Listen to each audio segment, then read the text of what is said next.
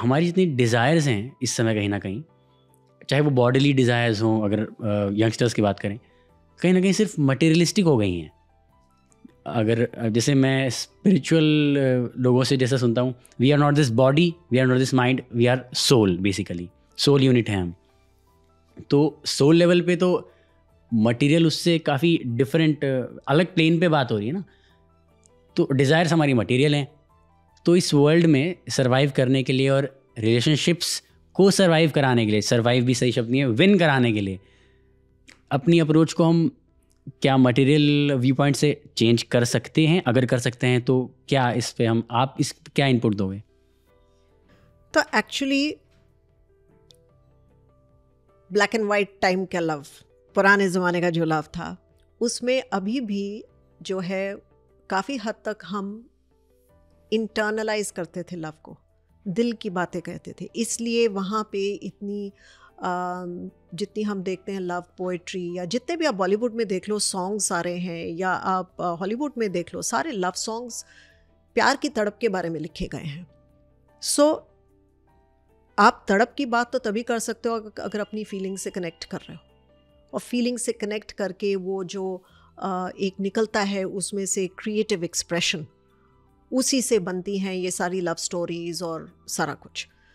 तो आज अगर डेटिंग सीन को देखा जाए तो हमारा इतना डिस्कनेक्ट हो गया वो इंटरनल। आज के ज़माने में कौन लव पोइट्री लिखता है और भेजता है अपने लवर को? आजकल डिस्कशन ये होती है वैलेंटाइंस डे पे आपने you didn't send me anything, और माई फ्रेंड गॉट 100 रोजेस, तुमने मुझे क्या दिया।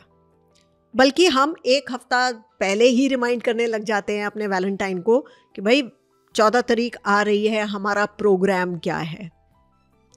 ये सब चीज़ें जो हैं एक्सटर्नली ओरिएंटेड हैं, इंटरनली ओरिएंटेड नहीं है। इतना इनफ नहीं है कि दोनों लवर्स इकट्ठे हैं, टाइम स्पेंड कर रहे हैं, एक दूसरे के साथ हैं, पर ये इम्पॉर्टेंट है कि तुमने मुझे क्या दिया। और अगर प्रेम भी देखा जाए तो हमारी प्रेम की डेफिनेशन भी बनती जा रही है, हाउ कैन यू फुलफिल मी। सारी लड़ाइयाँ तो वहाँ ही से शुरू होती हैं कि तुम मेरी ये नीड फुलफिल नहीं कर रहे हो, इसलिए वी आर ब्रेकिंग अप। कोई ये नहीं पूछता है कि if I am in love, what am I doing for the other person. ये बहुत ज़रूरी है। और अगर हम प्रेम को एक ऊंची लेवल से देखें, स्पिरिचुअल पर्सपेक्टिव से देखें, तो हमारे सिखिज़म में जब शादी होती है और वो लावें फेरे की सेरेमनी होती है, तो उसमें जो 4 लावें पड़ी जाती हैं ना, तो उसमें बहुत ब्यूटिफुली एक्सप्रेस किया जाता है और समझा जाता है कि man and woman, they are coming together in experience of love. हम प्रेम में इसलिए बंध रहे हैं क्योंकि ये हमारा एक छोटा सा ट्रेलर है, प्रैक्टिस सेशन है। अगर हम निष्काम भावना से एक दूसरे से प्रेम करना सीखेंगे तो इसी तरह फिर हम दोनों को इनकरेज कर सकते हैं कि वो प्रभु से जुड़ सके। तो वो रिमाइंडर है पहले एक दूसरे से जुड़ सके, बिकॉज हम डिवाइन तो एक बहुत इथीरियल कॉन्सेप्ट है, निराकार है।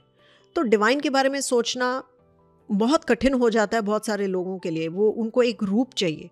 तो ये एक प्रैक्टिस सेशन है ना, कि हम अपने पार्टनर के साथ किस तरह और किस प्योरिटी में हम अपना लव बना रहे हैं। और वो डेमॉन्स्ट्रेशंस हमें दी गई हैं जब हम कृष्ण लीला में देखें या कुछ देखें कि कैसे वो एक डिवाइन लव जो एक फिजिकल फॉर्म में पहले है, और फिर वही लव हम एक दूसरे को इनकरेज करें कि आप प्रभु के साथ बनाएं। ये जीवन की हमारी एक जर्नी है कि हम आते हैं, एक एज में आते हैं, पहले हम एक दूसरे के बारे में सोचते हैं, और फिर नेक्स्ट लेवल जब बेबीज आते हैं तो हम अपने को छोड़ के उनके बारे में सोचते हैं। तो नॉन अटैचमेंट कैसे डेवलप हो रही है, लव हमारा सेल्फलेस कैसे बनता जा रहा है, और अल्टीमेटली जब हम डेथ की तरफ जाते हैं तो हम कंप्लीटली प्रभु से एक निराकार फॉर्म में कैसे लव, रोमांटिक लव को डिवाइन लव में कैसे कन्वर्ट करना है, वो है जीवन की जर्नी। पर हमने तो इवॉल्व करने की जगह डिवॉल्व कर लिया अपने आप को। हम और मटीरियलिज्म में आ गए हैं। जो हमारी ये आजकल की रोमांटिक जर्नी है, जो डेटिंग कल्चर है, ये इंटरनल होने की बजाय और मटीरियल होता चला जा रहा है।